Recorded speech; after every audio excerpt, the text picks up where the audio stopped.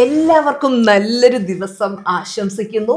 ഇന്ന് happy day with Suja ആർമോഹൻ സീരീസിന്റെ day 46 ആണ്. എനിക്ക് ഒരുപാട് സന്തോഷമുണ്ട്. കാര്യം എന്ന് വെച്ച് കഴിഞ്ഞാൽ 46 ദിവസങ്ങൾ നിങ്ങൾ എനിക്കൊരുമിച്ച് എന്നോടൊപ്പം നിങ്ങൾ ഈ കാര്യങ്ങളൊക്കെ കേൾക്കുന്നു, അതൊക്കെ പ്രാക്ടീസ് ചെയ്യുന്നു, നിങ്ങളുടെ ലൈഫിൽ വലിയ വലിയ ചേഞ്ചസ് വന്നുകൊണ്ടിരിക്കുന്നു എന്നൊക്കെ അറിയുന്നതിൽ ടീച്ചർമ്മ ഭയങ്കര ഹാപ്പിയാണ് കേട്ടോ മക്കളെ. എപ്പോഴും ഞാൻ പറയുന്നൊരു കാര്യമാണ്, സന്തോഷമായിരിക്കണം. പലരും പറയാറുണ്ട് ടീച്ചർമ്മ പറഞ്ഞപ്പോൾ ഞങ്ങൾ എപ്പോഴും സന്തോഷമായിട്ടായിരിക്കുന്നത്. ലൈഫ് എന്ന് പറയുന്നത് ഇങ്ങനെ റെഡ് കാർപ്പറ്റ് വിരിച്ച ഒരു ഈസി പാത്തൊന്നും അല്ല. പലർക്കും പല പരീക്ഷണങ്ങളുണ്ടാവും. നിങ്ങൾ നോക്കുമ്പോൾ ടീച്ചർക്കും ഏത് സമയം ഇങ്ങനെ ചിരിച്ചിരിക്കുന്നത് എനിക്ക് പ്രശ്നങ്ങളില്ലാഞ്ഞിട്ടാണോ? പ്രശ്നങ്ങളൊക്കെ ഉണ്ട്. അതൊക്കെ അതിൻ്റെ വഴിക്ക് അങ്ങ് പോകും. നമ്മൾ അതും ചിന്തിച്ചുകൊണ്ടിരുന്നെങ്കിൽ നമുക്ക് മുന്നോട്ട് പോകാൻ പറ്റില്ല. ഞാൻ നിങ്ങളോട് പറഞ്ഞിരുന്നു നല്ല നല്ല പുസ്തകങ്ങൾ വായിക്കണമെന്ന്. നിങ്ങൾക്ക് വായിക്കുന്ന ശീലമുണ്ടോ? വായിച്ചാൽ വളരും, വായിച്ചില്ലെങ്കിലും വളരും. വായിച്ചാൽ വിളയും, വായിച്ചില്ലെങ്കിൽ വളയും എന്ന് പറഞ്ഞ പോലെ നമുക്ക് നല്ല അറിവുകൾ തരുന്ന നല്ല പുസ്തകങ്ങൾ തിരഞ്ഞെടുത്ത് വായിക്കണം. വെറുതെ വായിച്ചാൽ മാത്രം പോരാ. ഒരിക്കൽ ദുബായിൽ ഞാൻ പോയ സമയത്ത് ഒരു വ്യക്തി എന്നെ പരിചയപ്പെട്ട് പറഞ്ഞു, ടീച്ചർക്ക് അറിയാമോ, ഞാൻ 100 കണക്കിന് പുസ്തകങ്ങൾ വായിച്ചിട്ടുണ്ട്. അപ്പം ഞാൻ ചോദിച്ചു, ഇതൊക്കെ ലൈഫിലേക്ക് അപ്ലൈ ചെയ്തതൊന്നുമില്ല, എനിക്ക് വായിച്ചിട്ടേ ഉള്ളൂ എന്ന് പറഞ്ഞു. നമുക്ക് കിട്ടുന്ന അറിവിനെ നമ്മൾ ജീവിതത്തിൽ അപ്ലൈ ചെയ്യുമ്പോഴാണ് അത് തിരിച്ചറിവാകുന്നത്. നോളജും വിസ്ഡവും എന്ന് പറഞ്ഞ 2 തലമുണ്ട്. അറിവ് നമുക്ക് എവിടെ നിന്ന് കിട്ടും? ആ അറിവിനെ നമ്മൾ തിരിച്ചറിവാക്കി മാറ്റണം. അത് തിരിച്ചറിവായി മാറണമെന്നുണ്ടെങ്കിൽ, നോളജ് വിസ്ഡമായി മാറണമെന്നുണ്ടെങ്കിൽ ലൈഫിലേക്ക് അതിനെ അപ്ലൈ ചെയ്യണം. പലരും പറയാറുണ്ട്, എനിക്ക് ടീച്ചർമ്മയോട് ഇഷ്ടം കൂടുന്നത് പറഞ്ഞു തരുന്നതെല്ലാം ലൈഫിൽ അതുപോലെ പ്രാവർത്തികമാക്കുന്ന വ്യക്തി ആയതുകൊണ്ടാണ്.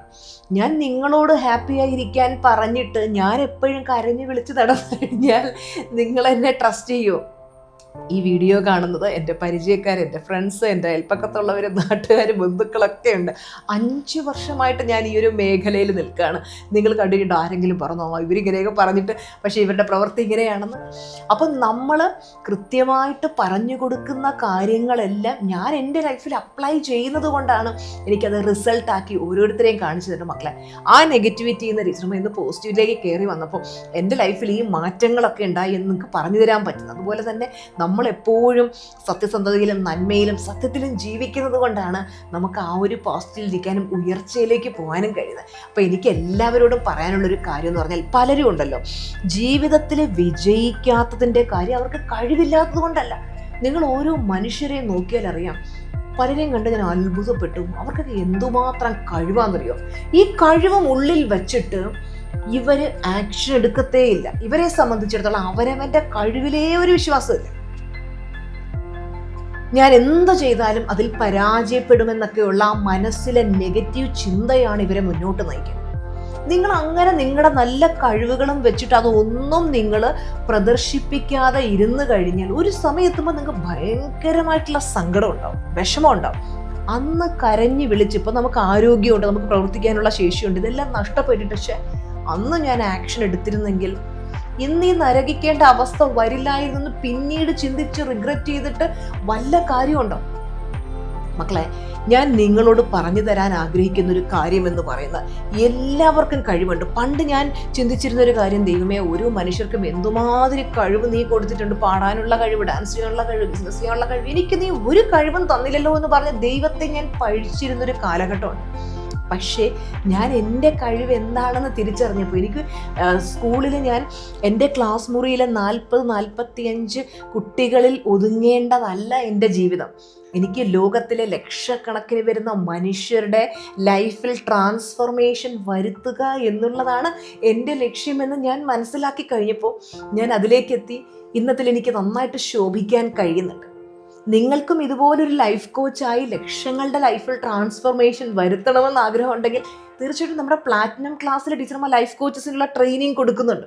നിങ്ങൾക്കും അതിൽ പങ്കെടുത്ത് സക്സസ്ഫുൾ ലൈഫ് കോച്ചായി മാറാം. നമ്മുടെ പ്ലാറ്റിനം ക്ലാസ്സിൽ ഓരോ സ്റ്റുഡൻസിൻ്റെ സക്സസ് സ്റ്റോറീസ് നിങ്ങൾ കേട്ടില്ലേ? ടീച്ചർമാർ ഞാൻ 50 ലക്ഷം നേടി, 60 ലക്ഷം നേടി, 1 കോടി നേടി. എൻ്റെ ലക്ഷ്യം എന്ന് പറയുന്നത് അവർ പ്ലാറ്റിനത്തിന് തരുന്ന പൈസയുടെ ഒരു 100 ഇരട്ടിയെങ്കിലും മിനിമം അവർക്ക് ഏൺ ചെയ്യാൻ പറ്റണം എന്നുള്ളതാണ്.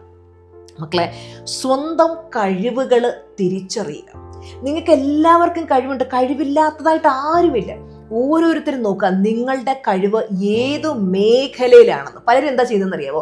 അവനവൻ്റെ കഴിവിലേക്ക് നോക്കില്ല, മറ്റുള്ള ആരെങ്കിലും എന്തെങ്കിലും ചെയ്യുന്ന സമയത്ത് അതിനെ കോപ്പി അടിക്കാൻ നോക്കുക. അപ്പോഴാണ് നമുക്ക് വിജയം കിട്ടാത്തത്. നിങ്ങൾക്ക് ഏതിലാണ് ജന്മനാ ഒരു വാസനയുള്ളത് എന്ന് നോക്കുക. അങ്ങനെ വാസനയുള്ള കാര്യം ചെയ്യുമ്പോൾ നമുക്ക് തീർച്ചയായിട്ടും സക്സസ് ലഭിക്കുക തന്നെ ചെയ്യും. നമുക്ക് ലൈഫ് പർപ്പസ് കണ്ടെത്താൻ ബുദ്ധിമുട്ടുന്നുണ്ട് എന്നുണ്ടെങ്കിൽ നിങ്ങൾ നോക്ക്, നിങ്ങൾക്ക് ഏറ്റവും താല്പര്യമുള്ള കാര്യമായിരിക്കും നിങ്ങളുടെ ലൈഫ് പർപ്പസ് എന്ന് പറയുന്നത്. ടീച്ചർമാർ നിങ്ങൾക്ക് ഒരു കഥ പറഞ്ഞു തരാം. വിജയനഗര രാജസന്നിധിയിൽ ഒരു പണ്ഡിതൻ വരികയാണ്. ഈ പണ്ഡിതനാണെങ്കിൽ മഹാ അഹങ്കാരിയാണ്. ഈ പണ്ഡിതന്റെ വിചാരം എന്ന് പറയുന്നത് ഞാൻ ഭയങ്കര കേമനാണ് എന്നുള്ളതാണ്. ഈ പണ്ഡിതൻ രാജ്യസഭയിൽ വന്നിട്ട് പറയുകയാണ്, ഈ രാജ്യത്ത് എന്നെ തോൽപ്പിക്കാൻ വേറെ ആരുമില്ല. അപ്പോ ശ്രീകൃഷ്ണദേവരായർ അവിടുത്തെ രാജാവ് സഭയിലേക്ക് നോക്കി, ആരും മുന്നോട്ട് വന്നില്ല. അപ്പോൾ ചിരിച്ചുകൊണ്ട് തെന്നാലി രാമൻ എഴുന്നേറ്റ് നിന്നു. അദ്ദേഹം രാജാവിനോട് ചോദിച്ചു, മഹാരാജാവേ, ഞാനൊന്ന് ശ്രമിക്കട്ടെ. അങ്ങനെ രാജാവ് അതിന് അനുമതി നൽകുകയാണ്. അപ്പൊ ഈ പണ്ഡിതൻ ചിരിച്ചുകൊണ്ട് തെന്നാലി രാമനോട് പറഞ്ഞു, ഓ നീയോ, നീയാണോ എന്നെ പരാജയപ്പെടുത്താൻ പോകുന്നത് എന്ന് പുച്ഛിച്ചു. അപ്പോ തെന്നാലി രാമൻ അതിന് മറുപടി ഒന്നും കൊടുത്തില്ല. അടുത്ത ദിവസം തെന്നാലി രാമൻ ഒരു വെള്ള തുണിയിൽ എന്തോ പൊതിഞ്ഞു കൊണ്ടുവന്നു രാജ്യസഭയിൽ. അപ്പൊ ഈ പണ്ഡിതൻ ചോദിച്ചു, നിങ്ങൾ എന്താ ഈ വെള്ള തുണിയിൽ പൊതിഞ്ഞുകൊണ്ട് വന്നേക്കുന്നത്? അപ്പൊ തെന്നാലി രാമൻ പറഞ്ഞു, ഇത് നിങ്ങൾക്കറിയത്തില്ലേ, ഇത് ലോകത്തിലെ ഏറ്റവും മൂല്യമുള്ള പുസ്തകമാണ്, ഏറ്റവും കൂടുതൽ അറിവുകളുള്ള പുസ്തകമാണ്. ഈ പുസ്തകമാണ് ഞാൻ ശരിക്കും ഈ വെള്ളത്തുണിയിൽ പൊതിഞ്ഞു വെച്ചേക്കുന്നത്. ഈ പുസ്തകത്തിലെ ചോദ്യങ്ങൾക്ക് താങ്കൾ ഉത്തരം നൽകി കഴിഞ്ഞാൽ ഞാൻ തോൽവി സമ്മതിക്കാമെന്ന് തെന്നാലി രാമൻ ഈ പണ്ഡിതനോട് പറഞ്ഞു. പണ്ഡിതൻ പറഞ്ഞു, അതേത് പുസ്തകം? ഞാൻ ഇങ്ങനെ ഒരു പുസ്തകത്തെ പറ്റി ഇതുവരെ കേട്ടിട്ടില്ലല്ലോ. അദ്ദേഹം പറഞ്ഞു, ഞാൻ നാളെ ഇതിനുള്ള മറുപടി തന്നാൽ മതിയോ? അപ്പൊ തെന്നാലി രാമൻ പറഞ്ഞു, ഓക്കെ ഡൺ, നാളെ തന്നാൽ മതി. അങ്ങനെ അടുത്ത ദിവസം രാജ്യസഭയിൽ നമ്മുടെ തെന്നാലി രാമൻ ഇങ്ങനെ ഇരിക്കുകയാണ്. നോക്കിയപ്പോ ആ പണ്ഡിതൻ ശരിക്കും തലേന്ന് രാത്രി ഉറങ്ങിയിട്ടില്ല. രാത്രി മുഴുവൻ ചിന്തിക്കുകയാണ്, ഇത് ഏത് പുസ്തകം? ഇങ്ങനൊരു പുസ്തകമുണ്ടോ? ഞാൻ കേട്ട കേൾവിയിൽ പോലും ഇങ്ങനത്തെ പുസ്തകത്തെക്കുറിച്ച് കേട്ടിട്ടില്ല. ഈ പുസ്തകത്തിൽ ഇനി എന്തെങ്കിലും ചോദ്യം വന്നു കഴിഞ്ഞാൽ അതിന് എനിക്ക് ആൻസർ പറയാൻ പറ്റില്ല. ആ സഭയിൽ മുഴുവൻ എനിക്ക് നാണക്കേടാവും, രാജ്യം മൊത്തം അറിയും, ഞാൻ നാണം കെട്ട് പരാജിതനായി പോവും. അടുത്ത ദിവസം സഭയിൽ ഈ പണ്ഡിതൻ വന്നില്ല. ആ രാജ്യം വിട്ട് തന്നെ ആ മനുഷ്യൻ പോയി. അപ്പൊ നമ്മുടെ രാജാവ് ശ്രീകൃഷ്ണദേവരായർ തെന്നാലി രാമനോട് ചോദിച്ചു, എന്ത് പുസ്തകമാ അത്? തെന്നാലി രാമൻ ആ വെള്ളത്തുണി അഴിച്ചു കാണിച്ചു. അതിൽ കുറെ മരക്കഷ്ണങ്ങളായിരുന്നു. ഈ കഥയിൽ നിന്നും എൻ്റെ മക്കൾക്ക് എന്താ മനസ്സിലായത്? എല്ലാവരുടെ ഉള്ളിലും കഴിവുകളുണ്ട്. ഒരിക്കലും നമ്മുടെ കഴിവിൽ അഹങ്കരിക്കാതിരിക്കാൻ. ചില ആൾക്കാർക്കാണെങ്കിൽ നമ്മൾ കണ്ടിട്ടുണ്ട്, പല സെലിബ്രിറ്റീസിനെയും പല ആളുകളുടെയും അവർക്ക് ചെറിയൊരു അറിവുണ്ടെങ്കിൽ പോലും ഒരു അഹങ്കാരമുള്ള, ഞാൻ ഭയങ്കര വലിയ സംഭവം എന്നൊക്കെ ഉള്ളൊരു അഹങ്കാര മനോഭാവമുള്ളവരുണ്ട്.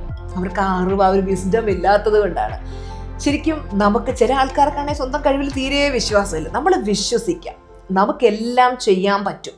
ആനയ്ക്ക് അതിൻ്റെ വലിപ്പം അറിയില്ല എന്ന് പറയുന്ന പോലെ നമ്മൾ മനുഷ്യർക്ക് ഒരുപാട് കഴിവുകളുണ്ട്, എല്ലാവർക്കും ഉണ്ട്. ഞാൻ എൻ്റെ കഴിവ് കണ്ടെത്തിയപ്പോഴാണ് വിജയിച്ചതെന്ന് നിങ്ങളോട് പറഞ്ഞില്ല. അതുപോലെ നിങ്ങൾ നിങ്ങളുടെ യഥാർത്ഥ കഴിവ് കണ്ടെത്തി അതിൽ നിങ്ങൾ ശോഭിക്കാനായിട്ട് ശ്രമിക്കാം.